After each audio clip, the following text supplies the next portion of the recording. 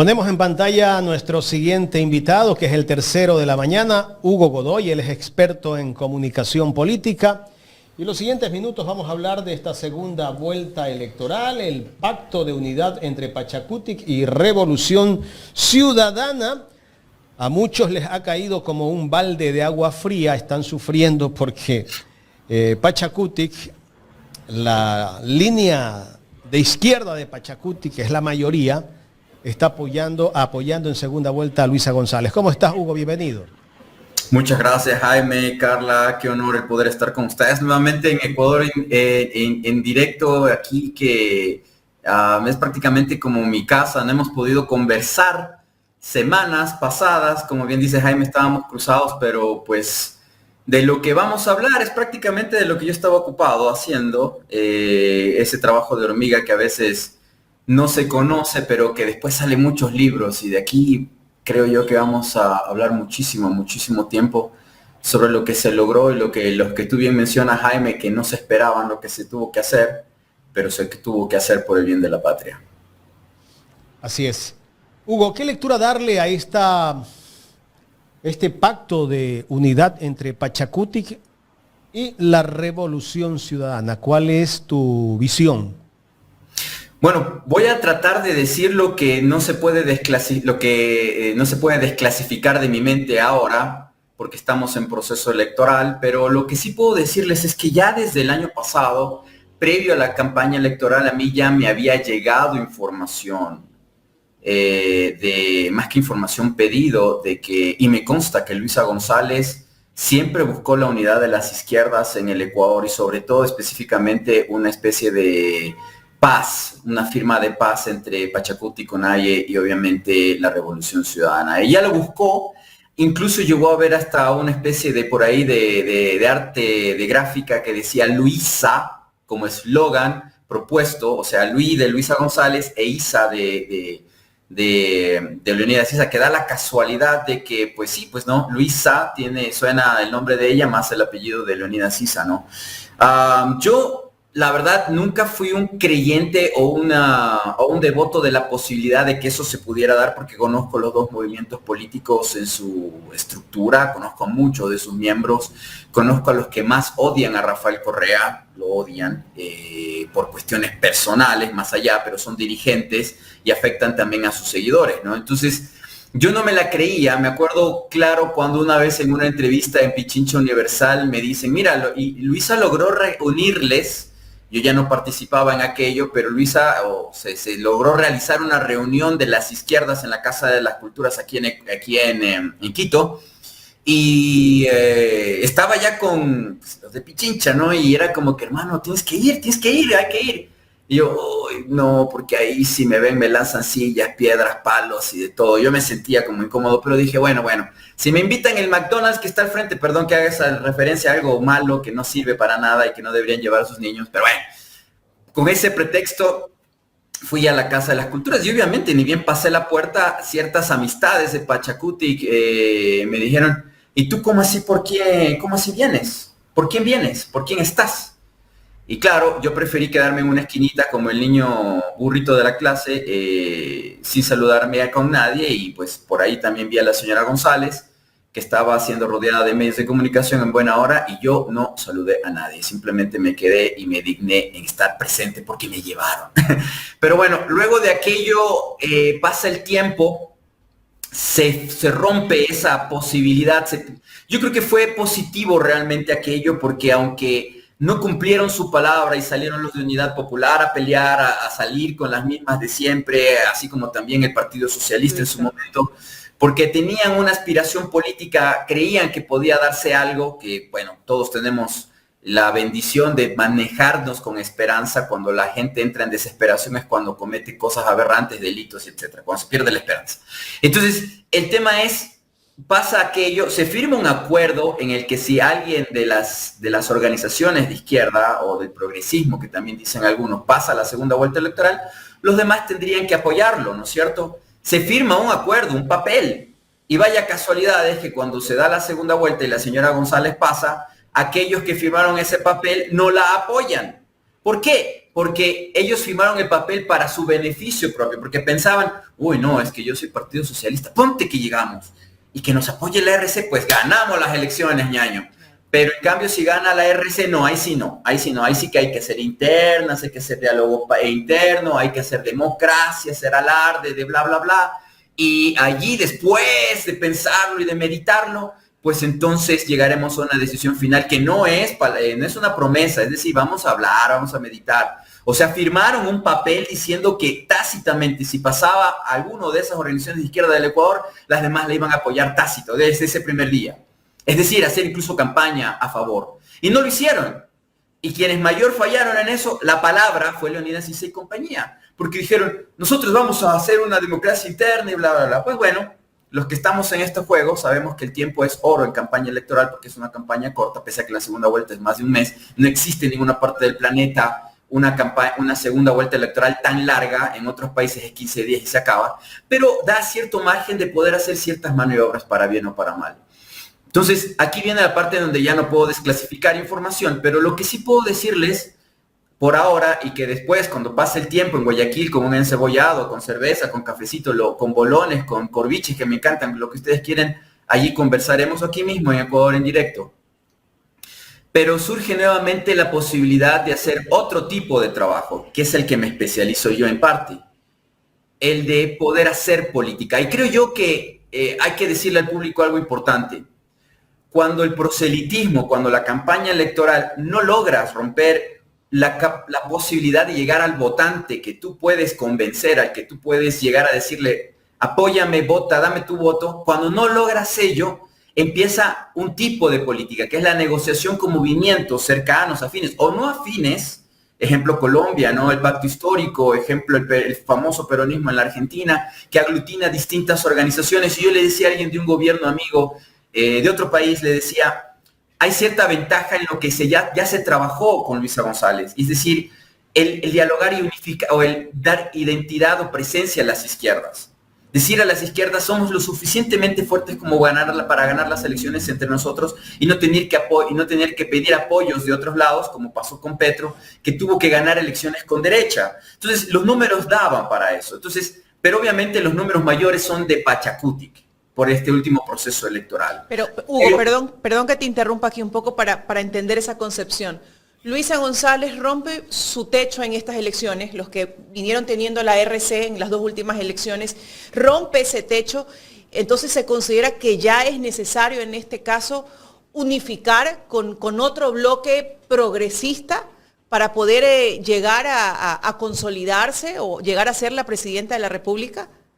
Gracias, profe. En su clase yo siempre me siento que aprendo mucho por su perspicacia. Claro, a lo que voy es cuando yo ya no puedo llegar a más votantes por mi propio trabajo, tengo que buscar alianzas. Okay. Entonces, esos votos de Pachacutic no los voy a conseguir así yo vuele por mi propia cuenta con alas. Yo soy Luisa González y me salen alas y empiezo a volar, que es una exageración, como decía mi padre, cuando los chanchos chiflen. Pero en este caso, Pachacutic tenía los votos y había que hacer un trabajo, pero obviamente hay, lo que bien dice Jaime, piedras de tropiezo. Y algo que debo decir, Jaime y Carla, ayer, solo por dar un criterio, ayer Francisco Herrera, conocido amigo, que también ustedes lo han entrevistado, la semana pasada lo entrevistaron, publica una entrevista que él hizo en Cuba a un ex agente de la CIA de los años 60 y 70, en donde publicó personaje publicó un libro diario sobre diarios de la CIA en Ecuador. ¿Y por qué hago esta mención? Y yo también lo voy a entrevistar en mi canal en algún momento cuando me termine de leer el libro. Yo no sabía de este caso. Yo sé mucho de la CIA en Ecuador. De hecho, en la desclasificación de Trump de los documentos sobre el asesinato de JFK, surge un documento en donde dice cuántas bases secretas la CIA tiene en el Ecuador. Quito y Guayaquil tenía 2 bases secretas, hasta ahora las debe tener, o más. Pero es interesantísimo que Ecuador, siendo tan pequeño territorialmente, bueno, en los 60-70 tenía más del doble del territorio, ahora ya no. Por algo accederá que la CIA tenía agencias, pero lo que voy es, hay infiltraciones en la izquierda del Ecuador, y eso también pasa en Pachacutic y Conalle. Yo la conozco a la Conalle, le conozco muy bien a la Conalle, y sé que hay personajes que no se puede confiar en supuestos procesos de democracia. Cuando se trata de hacer acuerdos de paz entre organizaciones que se han hecho mucho daño, ejemplo Conalle, Pachacutic, Revolución Ciudadana, se han hecho mucho daño, sobre todo Pachacuti Conalle le ha hecho daño a la izquierda, al Ecuador, le ha hecho daño las Guadalupe Llori, ustedes lo dijeron más temprano, lo dijeron lo han hecho las Lourdes Tibán, los Quispe, la están haciendo pues ahora la señora Tamaín, que también vino de por ahí, ¿no? De por a mí, de la misma Conaya, asoma la señora Tamaín, que ahora nos persigue a todos y nos pueden desaparecer, ¿no? De todas esas luchas sociales, de todas esas minorías racializadas o perseguidas, como la señora fiscal Salazar, ¿no? Filtraciones y controles, porque lastimosamente dentro de esas organizaciones los gringos tienen billetera gorda y pueden repartir platita y esa gente se compra. Entonces, se tuvo que hacer un trabajo secreto,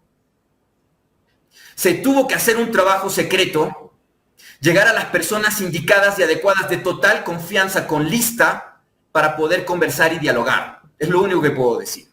Y ganarle tiempo al tiempo, porque lo que estos pillos querían es el día antes de la elección decir, ahora sí, nosotros creo que vamos a tener que apoyar a la señora González, cuando no había tiempo para hacer campaña. Al menos tenemos desde la semana pasada 15 días, y esos 15 días se han ganado, señoras y señores, para desenmascarar a estas pillas y estos pillos y estos delincuentes que reciben plata de la embajada.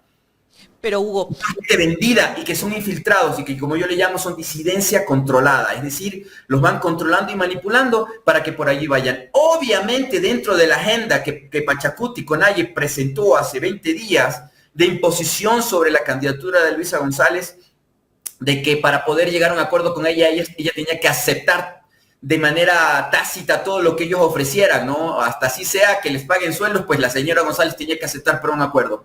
Pero la señora González ha demostrado, y por eso lo digo y lo diré, que es una verdadera demócrata y una señora que sabe hacer política. Porque yo, una persona que no creía en ese acuerdo o en esa alianza, la hizo ella, o la gente que logró este acuerdo. Y una cosa muy relevante, por ejemplo, cuando en el domingo pasado en la provincia de Chimborazo se presentan los puntos en donde la señora González aceptó para hacer la alianza, un ejemplo clarísimo de hacer política. Política es el arte de crear normativa, no es una ciencia social humana, no es como la física, no es como la química, que son ciencias naturales, son realidades que así nos vayamos van a seguir. Son cosas de humanos, pero de todas maneras dentro del humano sigue la lógica y sigue el bien común. Y por ejemplo, en el caso de la consulta de la Asamblea Nacional Constituyente, todos sabemos que la mejor forma de sacarlo al país adelante es que todos estos pillos se vayan a la casa, se larguen, y muchos a la cárcel antes de irse a Miami.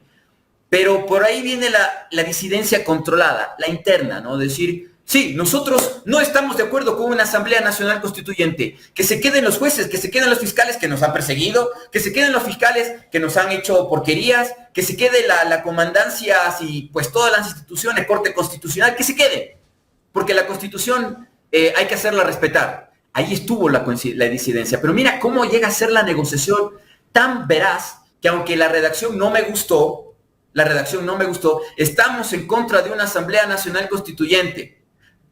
Pero una Asamblea Nacional Constituyente que quite los derechos ganados por los pueblos y nacionalidades indígenas, autóctonos, minorías, etcétera, etcétera, ganados por los derechos que ha ganado la naturaleza. Lo que se debió haber dicho es, estamos a favor de una Asamblea Nacional Constituyente, pero con la firme convicción de que la nueva Constitución siga respetando los derechos que hemos ganado.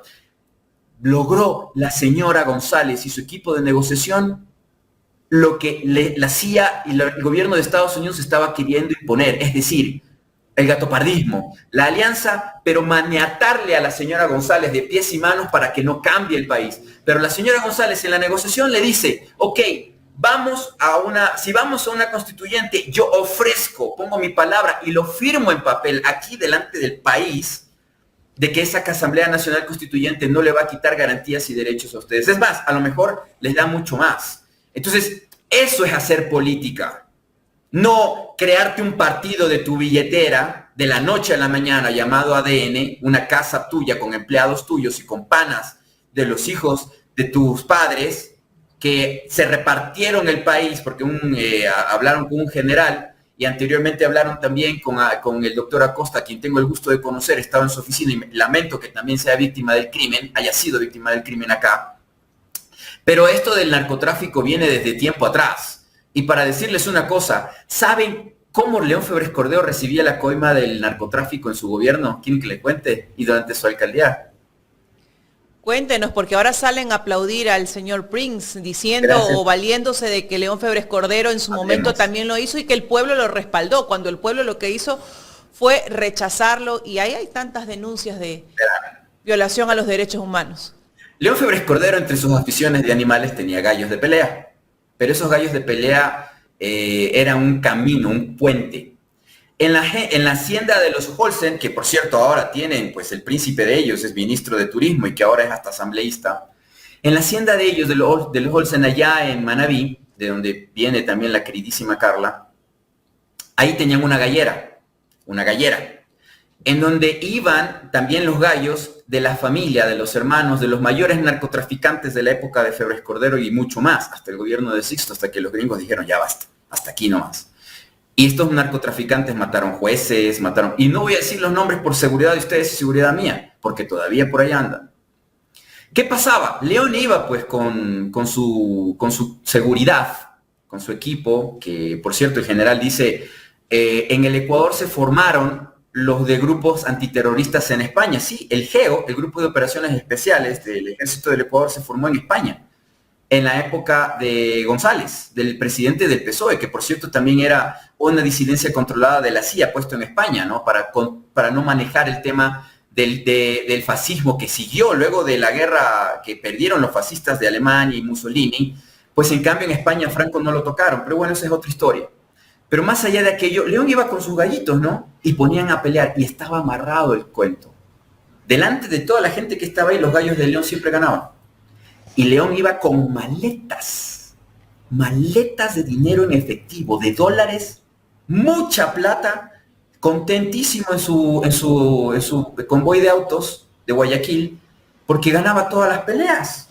Cada cierto tiempo León iba y ganaba todas las peleas, porque tenía unos gallos que eran prácticamente pues Mike Tyson, ¿no? En sus buenas épocas. Así, mi querida Carlita, es como... ¿Y cómo es que ganó toda esa plata? Pues... ¿Cómo se va a meter conmigo? Pues si yo tengo gallos de pelea. Ahí que yo tengo cubanos que me regaló Fidel Castro. Por cierto, Fidel Castro le regaló gallos. Porque este agente de la CIA, León Febres Cordero, llegó a ser a tal nivel desde que era estudiante en Estados Unidos. Los gringos lo cooptan, lo agarran desde muchacho.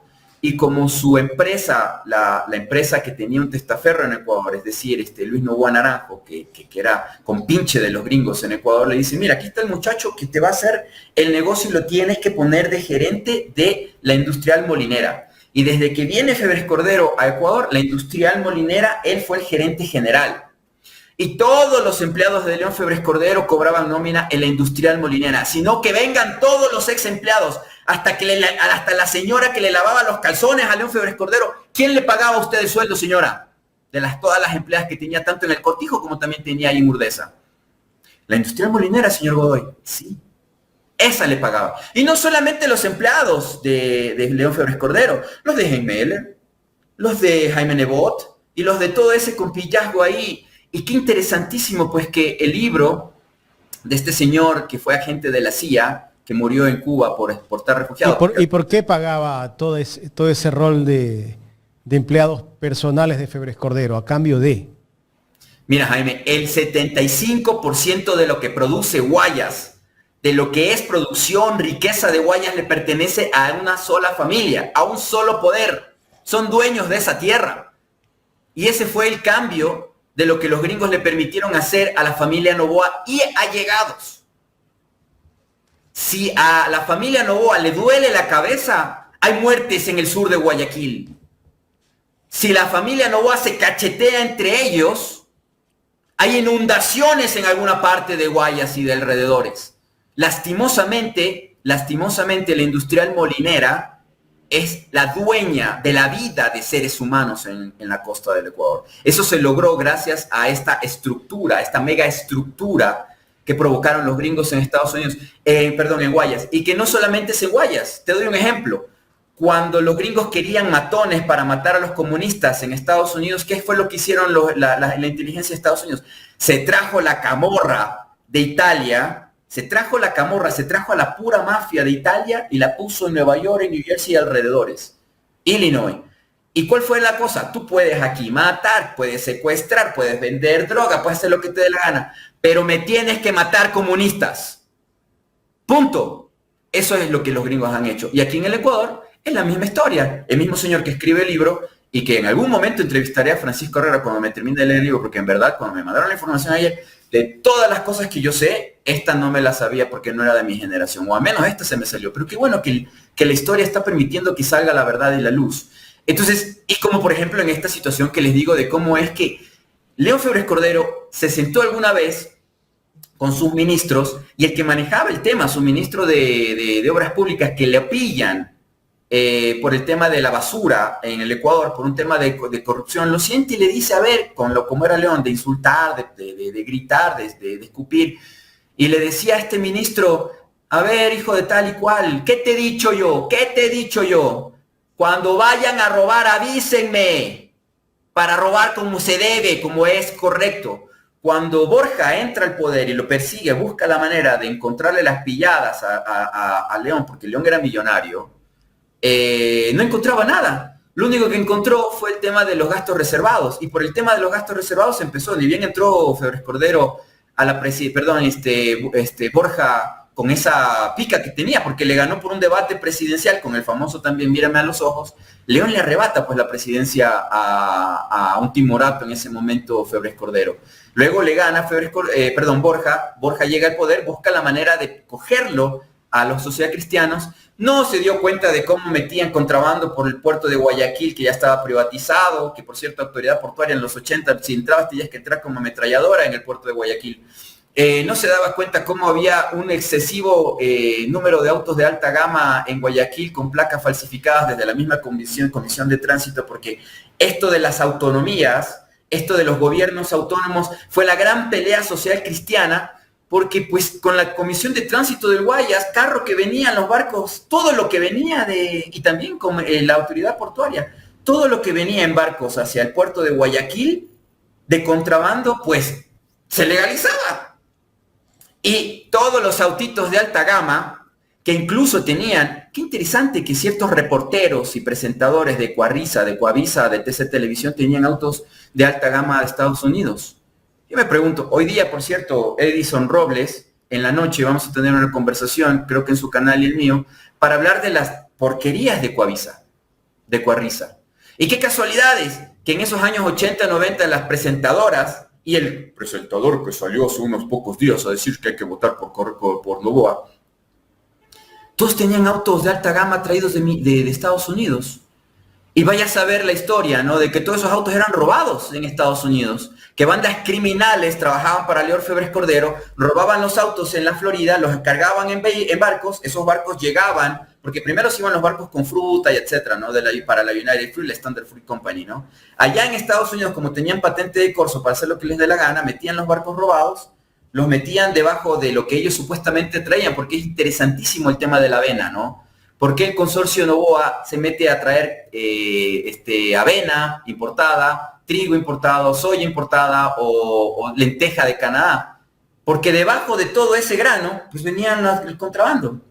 Venía el contrabando. El verdadero billete estaba ahí. ¿Y cuánta gente murió involucrada en toda esta vuelta? ¿Cuánta gente murió? Incluso los mejores rateros de carros de Guayaquil los agarraban, les daban visa, los mandaban a Estados Unidos, robaban carros y se metían en la vuelta. En algún momento alguno de estos criminales en Guayaquil mató a un policía. Y después la policía se mete en una guerra contra el grupo criminal aliado a esta situación y pues empieza a morir policías, empieza a morir criminales en las calles en los años 80. Y todo esto alrededor pues del patrón del MAN, León Febres Cordero. Que contrabando, que todo lo demás. ¿De qué está hablando la señora si las mismas avionetas, los mismos militares saben que en la base militares que hay en la costa se reunían, llegaban los barcos de los aviones de los narcoterroristas del narcotráfico en base militar? En Manabí, por ejemplo. En base militar llegaban las avionetas de los ¿cómo es? Se me están trabando las palabras. Anteayer me di un golpe terrible en una cosa de juegos con mi hija, en esos laberintos, y desde ahí estoy medio tocado, pero Hugo, ahora que estamos haciendo referencia a la historia y cómo fue el gobierno, cómo se hizo y cómo se manejó León Febres Cordero, yo te hago una pregunta porque me la hacen los seguidores. ¿Qué opinión le das tú a la venida de este señor Erik Prince? ¿Tú crees que fue idea del gobierno? ¿Es mandada por algún país del exterior? ¿Por los gringos? ¿A qué responde realmente? Y que entra a la campaña política también, ¿eh? Hablar de política interna. A ver, Erik Prince es un multimillonario. A ver, en la guerra de Irak llegó a tener hasta 100.000 mercenarios pagados por Estados Unidos. Es decir, más de $2 billones de contrato. Más de 2 billones. Y claro, por ejemplo, en Bagdad se rompe un poco la fantasía cuando 4 de sus matones asesina a 17 civiles, les disparan porque les dio la gana y hieren de casi muerte a 20. A estos 4, como las agencias internacionales, al ver todo esto que estaba haciendo Blackwater, que ahora se llama The Academy, hacían lo que les daba la gana, surge esta noticia, Amnistía Internacional, bla, bla. Los llevan a Estados Unidos, los meten presos. Yo, qué casualidades. Trump los indulta. Trump a estos asesinos locos, dementes, los indulta y los suelta. Y ahora Erik Prince anda, pues, como amiguito de Donald Trump, perdón que diga el nombre, del presidente de Estados Unidos, pues anda también haciendo negocios por aquí y por allá. Este es un grupo criminal de asesinos a sueldo, gente loca, gente demente. Cuando Prince habla de lo que tanto odia y detesta Venezuela, pues claro, él seguramente hasta cuando le dijeron, ¿quieres venir a hacer campaña contra Venezuela? Pero por favor, porque más o menos hace 3 años Prince es contratado por la misma, perdónenme, no 3 años, cuando Trump estaba en su apogeo de querer sacar a Maduro del poder, contrata a Wagner y contrata a Prince, que es un gran sabio, sábelo-todo, un hombre que sabe demasiado de inteligencia, pero este desgraciado lo que sabe es matar niñas, niños y mujeres. Para eso son buenos, porque cuando se enfrentaron en Siria contra Wagner, ahí sí salió llorando y se fue a correr a otro lugar, porque con los rusos no pudo. Ese es Erik Prince. Porque de guerra de verdad no tiene absolutamente ningún conocimiento. ¿Por qué no lo contratan para irse contra Al-Qassam o contra Al-Quds? Allá mismo en Gaza. Porque este cobarde se orina en los pantalones. Porque sí, gana mucho dinero pero matando mujeres. Entonces a lo que voy es, cuando se fue a Venezuela, desde un puerto pesquero, con alguno de sus superagentes, con visión nocturna y todo lo demás, pescadores venezolanos los agarraron. Pescadores venezolanos. Y arrastraron a 5 o 6. Los lincharon. Los desarmaron. Y llegaron con inteligencia hasta el gobierno del presidente en Venezuela. Y después se descubre toda la vuelta. Cuáles son los mercenarios, de dónde están, cuáles son los polacos, cuáles son los gringos. Y recién hace poco, cuando llega Trump al poder, hacen una negociación con el presidente Maduro para que el gobierno de Venezuela le devuelva a Estados Unidos a 3 de estos mercenarios, porque Prince ahí estaba, por favor, devuélveme a mis soldaditos, por favor, dile a Maduro que están deshidratados, por favor, que me los devuelvan. Y Maduro accedió. ¿Por qué razones? Pues allá sabrá el gobierno de Venezuela cuál era su situación o por qué razones devolvió a 3 mercenarios de Wagner, perdón, de Academy hacia el gobierno de Estados Unidos. Prince está en Ecuador probablemente por negociación. Bueno, ya te digo una de las razones por las cuales Prince ha de haber dicho, sí, claro, me voy a Ecuador a hablar mal de Venezuela. Porque en Venezuela te arrastraron, Prince. Porque en Venezuela tú no puedes entrar. Porque tú sí defiendes narcotraficantes. Porque Venezuela no tiene este cartel de las drogas como sí lo tiene Ecuador. Y ojo, ya existe en agencias internacionales de inteligencia un término, cartel de Guayaquil. Ya existe internacionalmente una denominación para lo que está pasando en Guayaquil y en el puerto de Guayaquil.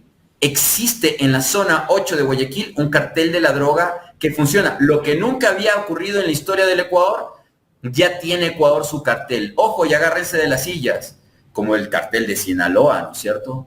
Como el cartel de Medellín, ¿de acuerdo? Cartel.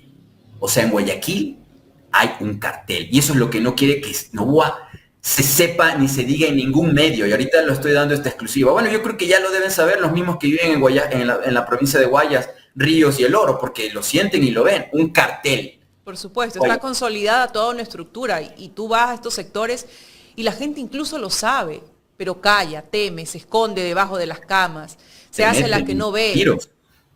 Te disparan y te matan. Ahora, ¿por qué Noboa trae a Prince? y esto es una cosa importante que no voy a decir nombres y apellidos, hay cierta generalidad, cierto, no almirantazgo ni generalidad, pero sí en bandos un poco medianos dentro del ejército, coroneles, capitanes, etcétera, que están muy incómodos con lo que está pasando dentro de la fuerza militar. Para calmarles, Noboa les ha subido el sueldo, les está dando bonos, les está diciendo un montón de porquerías, y ahora trae un mercenario. Un mercenario que puede manejar hasta 100.000 operativos. Y que cuando entró las mismas agencias de inteligencia y de investigación a Irak a investigar sobre este crimen y sobre otros que había hecho Wagner, ¿saben lo que pasó? Los mismos mercenarios de Wagner mataron a agentes de inteligencia del gobierno de Estados Unidos. O sea, estos son un paraestado, son paramilitares criminales que están fuera de la ley y que si le pones dinero en una cuenta en Panamá o en algún paraíso fiscal, ellos van y cometen el crimen, el delito, lo hacen. Porque para ellos no es delito, es solo un trabajo más. Son sicarios. Entonces, ¿qué es lo que está diciéndole Noboa? No solamente a la gente de calle, sino a estos militares. ¿Te metes conmigo? Yo soy un mal enemigo. Yo tengo la billetera. Yo no tengo conciencia, yo no tengo moral. Mira lo que yo le hago a mi exmujer. ¿Cómo le quito a la hija? Capitán, general, comandante, sargento. Mañana amaneces con la boca abierta. Y todos tus rangos y todo lo demás, pues discúlpame, pero... ¿O no mataron a un oficial de la Fuerza Aérea en Guayaquil hace pocos días? Les pregunto a ustedes. Le dispararon a su carro y lo mataron con bala de fusil, bala de R-15. O sea, aquí se está tomando el poder que le falta a Danielito. Y el domingo que viene... ¿Esto pone en sumisión entonces a las Fuerzas Armadas y a sus cabezas? Como decía, pues, el creado por la CIA también, pues, mijita, lo que le tengo que decir es platica o plomo. Usted me acepta lo que yo le digo, o si no, mañana usted, su mamá, su abuela, su tía, su yerno, su cuñado, su perro, su gato, su pececito, todos están muertos, mija. Entonces, usted me acepta la platica y deja que todo pase y mire para allá, o mañana ya no respira. Mafia pura y dura. Porque este niño, bueno, no es tan mayor que yo, pero este personaje creció viendo esto. El padre, Alvarito, violó a una chica en Guayaquil, la violó, una modelo que trajo desde la Florida, la viola, hasta la tortura, y la manda de regreso a Estados Unidos. Y hay proceso judicial en Guayaquil, nunca avanzó. Los Noboa son violadores, son secuestradores, son asesinos, y mira, pusieron a uno de los suyos de presidente. Carla, el problema es que, como bien dice, nuevamente anotando a Francisco Herrera, mi amigo, se vive una impunidad en el Ecuador. Se siente, el pueblo no percibe, lo ve, lo huele. Hay un mal ejemplo desde la cabeza. Y si la cabeza falla, ¿cómo no te va a robar alguien en la calle? ¿Cómo no va a salir el muchacho como la canción de Juanito La Maña? Tumba aquí, roba acá. Que el que está en la policía es mi primo. No te preocupes, más bien aprovecha. Agarra lo que puedes. Decía otro de los pilluelos que salía en televisión del Partido Social Cristiano. Entonces, así de fácil y sencillo, Carla, este es un grave problema. Vivimos una autocracia en el Ecuador. Y esta dictadura, esta autocracia en el Ecuador nos está aislando del planeta y de la región. El otro día recibí un informe que decía que, por ejemplo, en Nicaragua habían bajado a 6 muertes por 100.000 habitantes el crimen en Nicaragua. Entonces yo dije, bueno, a mi equipo hagamos una comunicación con la embajada de Nicaragua. Chuta, Hugo, ¿sabes que aquí no hay embajada de Nicaragua? ¿Desde cuándo? No hay embajada de México, no hay embajada de Nicaragua, no hay embajada de Venezuela, no hay embajada de la India. Las relaciones con China son solamente de imagen.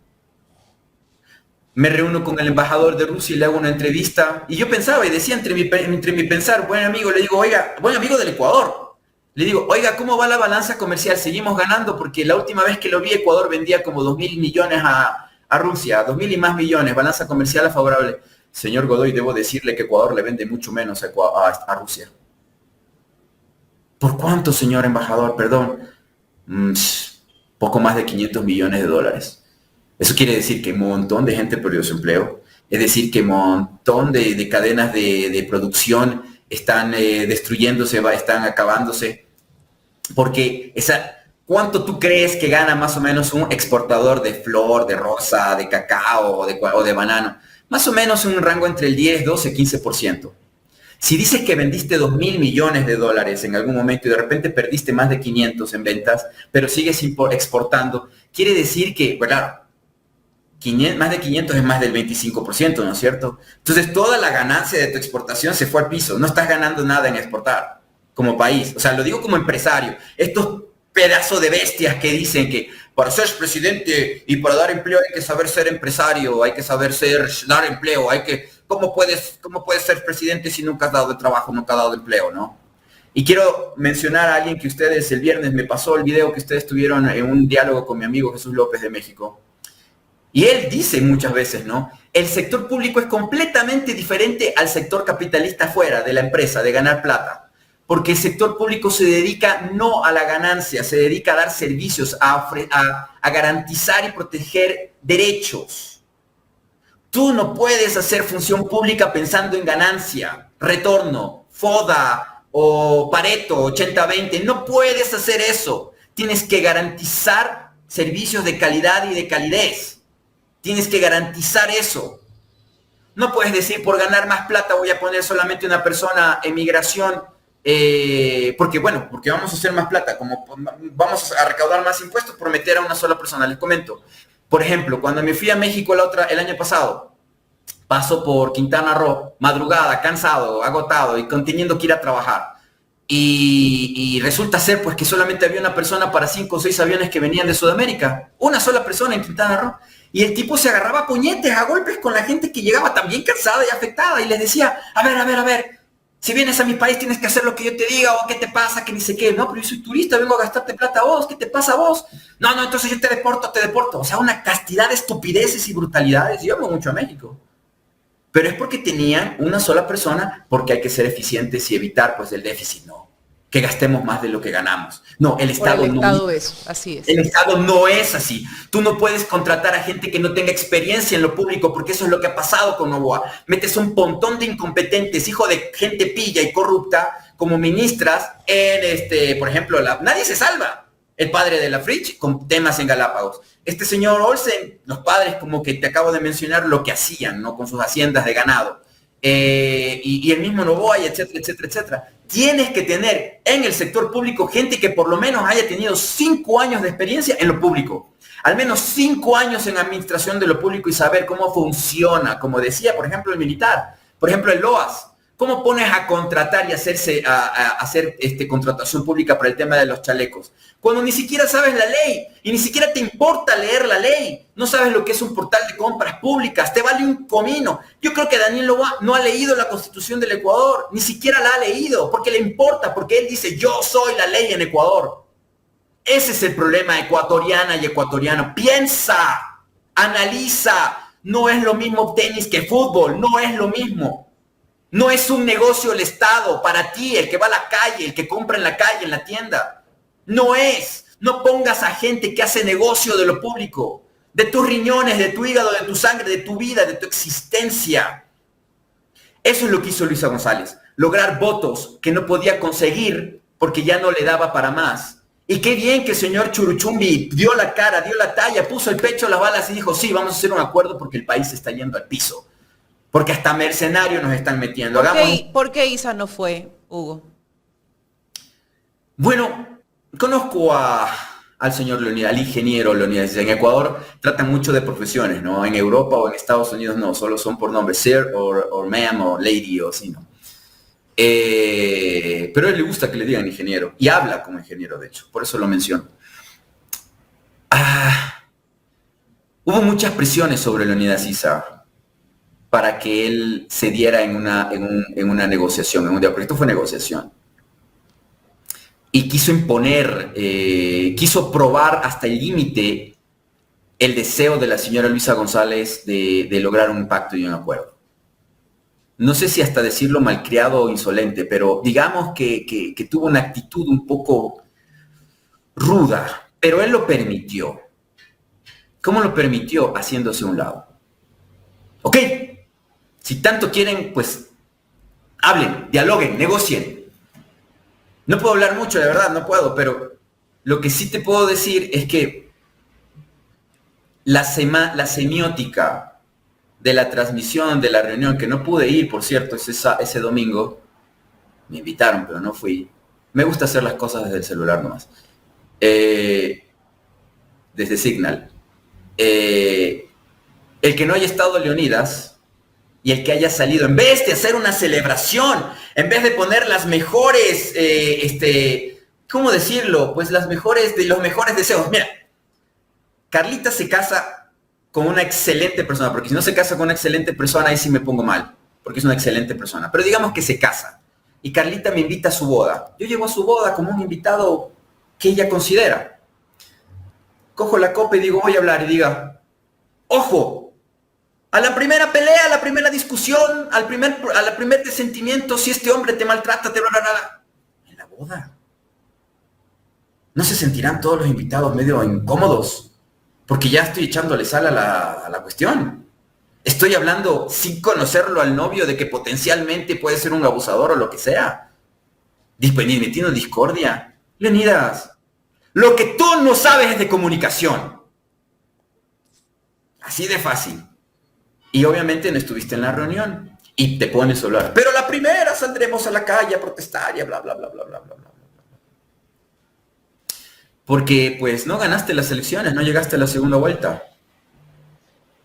Y definitivamente, si no se hacía, en mi criterio, si Pachacuti con Naye no hacía esta alianza, ni tomaba un cambio de visión, un cambio de timón, Pachacuti desaparecía después de estas elecciones. Al menos yo decía en muchas entrevistas, yo me encargaré de que desaparezca. Le echaré tierra a toda la... ¿Cuánto le suma esta alianza de la unidad a la Revolución Ciudadana en este momento? Ojo que no solamente era Pachacuti con Naye, todas las izquierdas se juntaron Sí, allí. está el Partido Socialista y vi que Centro Democrático también se ha sumado a apoyar la candidatura de Luisa González. Ahí, mira, cuando el barco zarpa, las ratas que estaban en duda, ¿será que se va? ¿Será que no se va? ¿Será que carga? ¿Será que no carga? Sí, ya se está yendo el barco, trépate. No participaron en nada, no contribuyeron ni colaboraron en nada, más bien estorban, pero como el barco ya se va, trépate. Algo hemos de sacar aquí en esto. Y allí, y ojo, Centro Democrático, aquí tienes a alguien que te va a echar tierra también, por siempre y para siempre. Oportunismo electoral, electorero como siempre. A pesar que digan que están en un proceso de transformación, porque hay una lectura ahí en su comunicado, han cambiado un poco su logo, su tipografía, y parecería que hay algo más allá en Centro Democrático, por sus expresiones incluso en el comunicado. Semántica barata, ¿no?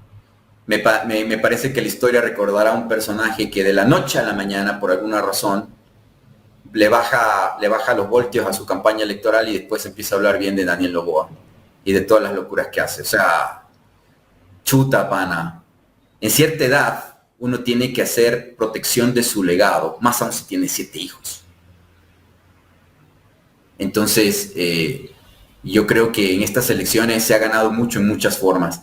Y una de las grandes cosas, Pablo Dávalos, que ustedes le entrevistaron la semana pasada, buen amigo, discrepo en muchas cosas con él, obviamente, pero de todas maneras es una persona interesante y rescatable, un académico, dijo, aunque no se ganen las elecciones con esos acuerdos, ya se ha ganado muchísimo. Eso es política. No solamente el proceso electoral y las votaciones, no el oportunismo de elección. También se gana en las fases, en la estructura, en las raíces. Ayer escuchaba a Evo Morales en una presentación me parece que en Cochabamba, en donde él hablaba de cómo fue el proceso, desde dónde venían ellos haciendo organización social campesina, ¿no? Una cosa desde hace tiempísimo. Y cuando yo estaba trabajando en Bolivia, y que pues obviamente los gringos odiaban el Chapare porque ahí gobernaba y mandaban ellos, el trópico de Cochabamba, pues ellos venían con su lucha desde hace mucho tiempo atrás. Y eso es política. La consecución, el ser consecuente con la lucha, con el esfuerzo. Y Evo decía, pues ya la presidencia no es, ellos creen que la presidencia de Bolivia, del Estado Plurinacional, esa es la victoria. Pues no, señores. Es la lucha continua, constante, es el trabajo, es el esfuerzo, es el capacitarse, es el profesionalizarse, es el aprender, es el congregar, o sea, todo ese tipo de cosas. Y a mí me parece chistoso, ¿no? Que hagan videos aquí contra Evo, contra Chávez y contra hombres que no le llegan. O sea, como estadista, Daniel, tú no le llegas ni a la uña sucia a Evo. Porque Evo se ha ganado todo haciendo política desde abajo. Tú eres un niño mimado heredero. Y que, por cierto, en tu propia sola vida vas a despilfarrar y malgastar la fortuna que tu padre robó. No vas a llegar a abuelo a darle a tus nietos lo que tu padre te dio a ti. Porque sí que eres gastador. Te gusta gastar de otros, ¿no? Por ejemplo, a Prince, para proteger a Novoa, le han de estar pagando de fondos públicos con gastos reservados. Y si lo estás haciendo, Daniel, en serio, ojalá hay una comisión de la verdad sobre los gastos de tu gobierno. Porque solamente en campaña has gastado más de 200 millones de dólares. ¿De dónde más de 200 millones de dólares? Del ordeño no lo creo. De los 20 que se robó tu hermano con el diésel, no lo creo. Esos 200 millones son de la viuda, de la prostituta, del zapatero, del taxista que vota por ti, porque está bien votar. Bueno, al fin y al cabo cada cual tiene su derecho, ¿no? En ignorancia todos nos casamos porque no conocemos la fiera con la que nos podemos meter. Entonces, ese es el problema y el meollo. Y un punto más, querida Carla. Con ese envión, con esa viada, no me lo pidieron. De hecho, hasta ni lo consideran. Pero yo quiero hablar aquí, aprovechando Ecuador en directo, a un personaje que se creía un machote, con la fotografía de un R-15 sin vaina, sin munición, que supuestamente fuiste, pues no, a la Legión Extranjera Francesa, que en videos te ves muy machote y grandote, pero cuando se ponen a hablar de tu billetera o medio te tocan, Jan, te fuiste a la Florida y no me contestas las llamadas. Y tu asistente o tu gente pues dice, no queremos saber. Cuando es necesidad del país, no te metes. ¿Cuál era tu real deseo de ayudar al país? Y vos sabes que el gobierno actual es corrupto y pillo. ¿Dónde está tu plan de seguridad y defensa? Cuando se metieron con tu billete y con tus empresas o se metieron con los negocios de tu padre en la Florida, ahí sí pues ya los Topic no son valientes, no son fuertes. Pero déjame decirte una cosa, familia Topic. Ustedes son multimillonarios por la platita que cada familia gasta pagando en tu internet, en Telcodata, o pagando las multas en los fotorradares. Ustedes le deben al Ecuador. Jan Topic, si esta semana no sales y te manifiestas a favor o en contra, eres un cobarde. No eres lo que decías ser en tus campañas. Machote y valiente. Ya no te voy a escribir más ni a ti ni a tu gente. Ya entendí el mensaje. Que se fueron para otro país. No vamos a decir cuál. ¿Y por qué no se pronuncia? ¿Cuál es el miedo de ellos? Porque se metieron con su billetera. Porque realmente los tiene amenazados. El presidente los tiene amenazados. ¿Tú crees que esa gente que tiene seguridad y equipos de seguridad, tú, Jaime, perdón que te... Pero recuerdas que le revocó la concesión del internet. A nosotros sí nos pueden hacer daño. Nosotros nos jugamos la vida con lo que decimos. Y la de nuestros seres queridos. Tú nunca te has jugado nada en tu vida, Jan Tomislav Topic. Nunca te has jugado nada. Ni siquiera has lavado un plato para ganarte un centavo en tu vida. Por una sola vez en tu vida aprende y siente lo que es ser patriota. Lo que yo siento en cada minuto de mi vida. Y le heredo a mis hijos. Tú nunca lo has sentido. Siéntelo en este minuto.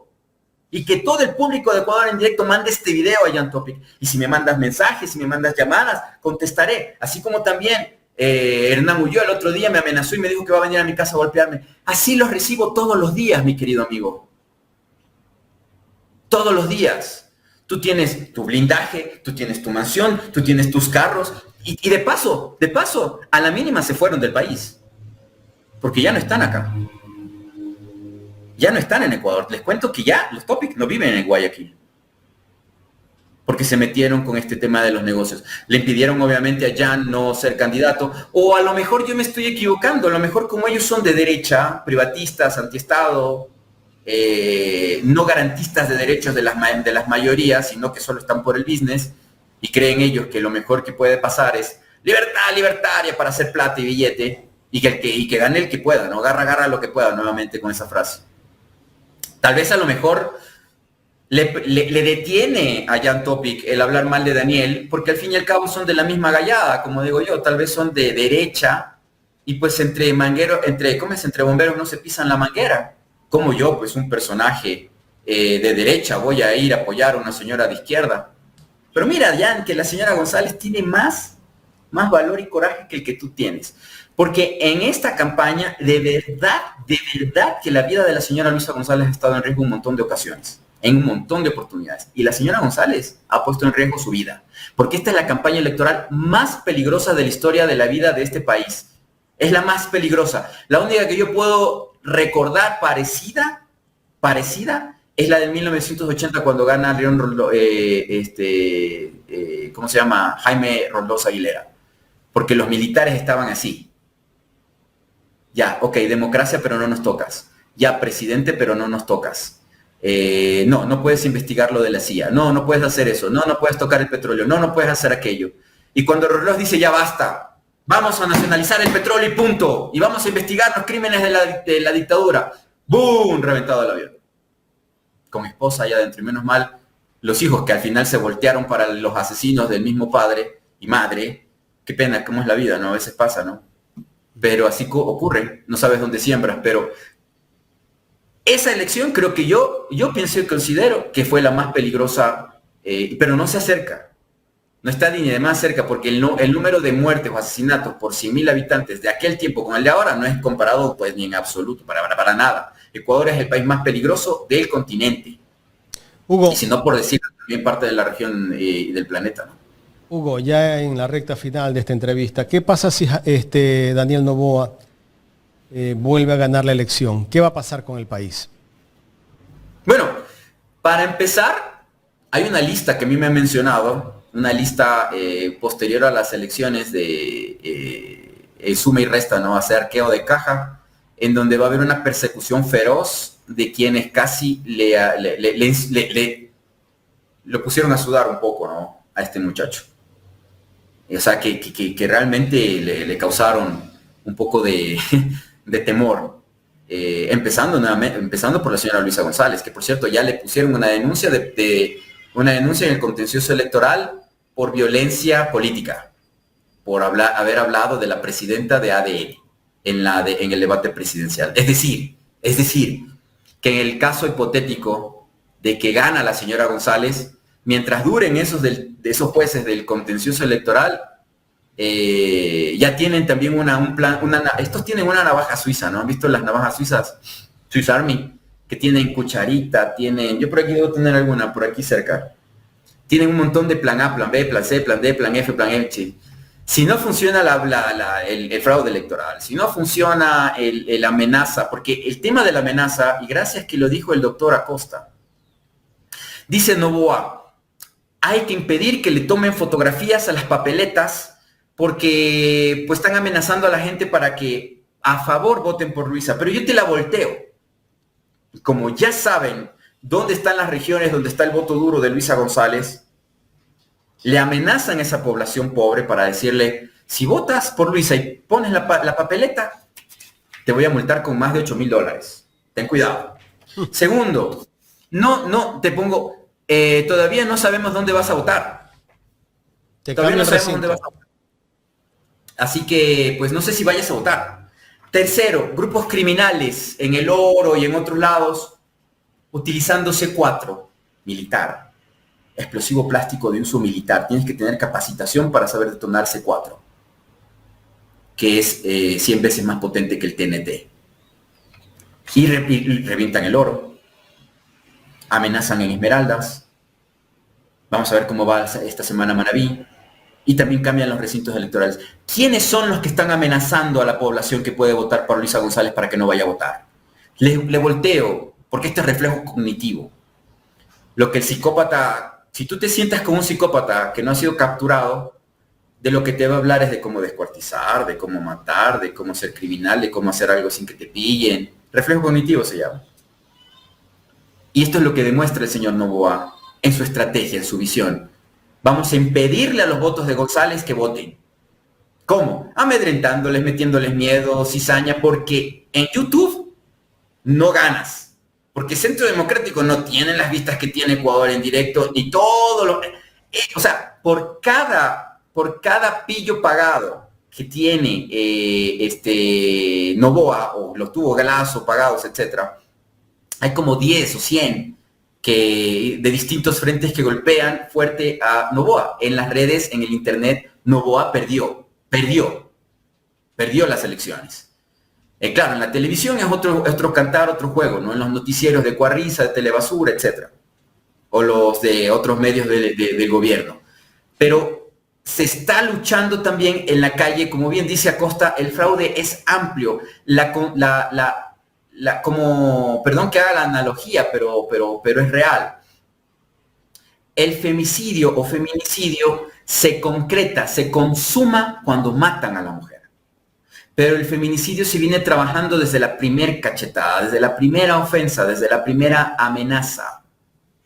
¿No es cierto? ¿Y qué está pasando con el fraude electoral? Como bien dice Acosta, que hemos hablado bastantes veces en su oficina, y que yo le he dicho en un montón de ocasiones, para evitar todas estas cosas tenemos que poner seguridades, que es mi profesión.